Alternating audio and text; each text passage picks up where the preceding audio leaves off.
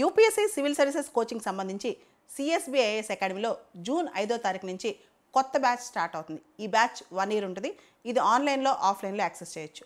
పాకిస్తాన్ టెర్రరిస్టుల్ని ఎలా ఉసిగొలుపుతుందో, అదేవిధంగా భారతదేశం ఆపరేషన్ సింధూర్ ఎందుకు చేయాల్సి వచ్చిందో, ఆ తర్వాత జరిగిన పరిణామాల గురించి ప్రపంచవ్యాప్తంగా భారత్ నరేటివ్ ఏంటి, ఇండియా ఏం చెప్పదలుచుకుంది అని చెప్పడానికి 7 డెలిగేషన్స్, ఆల్ పార్టీ డెలిగేషన్స్ బయలుదేరి వెళ్ళాయి.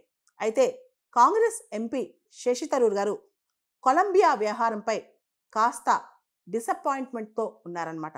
అసలు కొలంబియా ఏం చేస్తుంది, ఇండియా ఆపరేషన్ సింధూర్లో చేసిన ఏదైతే టెర్రరిస్టులపై చేసిన ఇండియా అటాక్స్ ఉన్నాయో దానికి సంబంధించి ఎవరైతే టెర్రరిస్టులు చనిపోయారో వాళ్ళందరికీ కొలంబియా సానుభూతి తెలిపింది, కండోలెన్సెస్ తెలిపింది, వాళ్ళతో సానుభూతి పంచుకుందన్నమాట.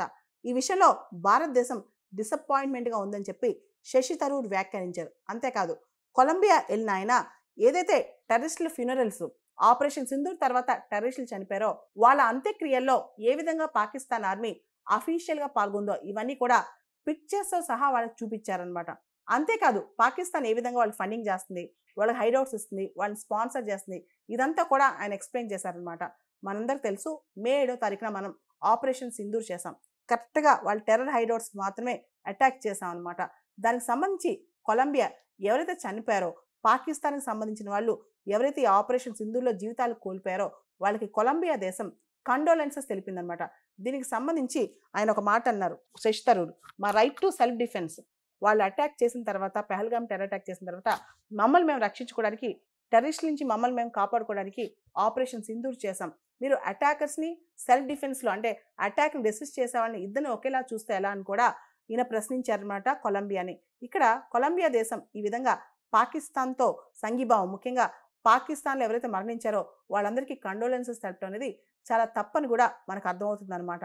ఏ గ్రూప్ అయితే పెహల్గాంలో టెర్రర్ అటాక్స్ చేసిందో ద రెసిస్టెన్స్ ఫ్రంట్, ఈ గ్రూపు లష్కర్ ఈ తోయిబా యొక్క ఆఫ్ షూట్ అనమాట. లష్కర్ ఈ తోయిబా, జైషే మహమ్మద్ ఇవన్నీ కూడా భారత్కి వ్యతిరేకంగా అక్కడే టెర్రర్ హైడౌట్స్ పెట్టుకుని వ్యతిరేకంగా మన పిఓకేలో కానీ ఆ దగ్గరలో ఉన్న పాకిస్తాన్ హైడౌట్స్లో కానీ ఉంటూ భారత్ వ్యతిరేక కార్యకలాపాలు చేస్తూ టెర్రరిజంని పెంచి పోషిస్తున్నాయి. దీనికి పాకిస్తాన్ ఐఎస్ఐ కానీ పాకిస్తాన్ ప్రభుత్వం కానీ పూర్తి సపోర్ట్ ఉందన్నమాట. దాంతో శశి థరూర్ కొలంబియా ఈ విధంగా పాకిస్తాన్ కండోలెన్సెస్ చెప్పడం, చనిపోయిన వాళ్ళకి కండోలెన్సెస్ చెప్పడం ఈ విధంగా చాలా విచారకరమని కూడా ఆయన డిసప్పాయింట్మెంట్ వ్యక్తం చేశారనమాట. మనకు తెలుసు మన ఎయిర్ ఫోర్స్ వాళ్ళు పాకిస్తాన్కి చెందిన ఎయిర్ బేసెస్ కూడా ఏదైతే మన పైన మిసైల్స్ కానీ డ్రోన్స్ కానీ పాకిస్తాన్ పంపించిందో వాటిని నిర్వీర్యం చేయడానికి మనం కూడా తిరిగి అటాక్స్ చేస్తూ వచ్చామన్నమాట.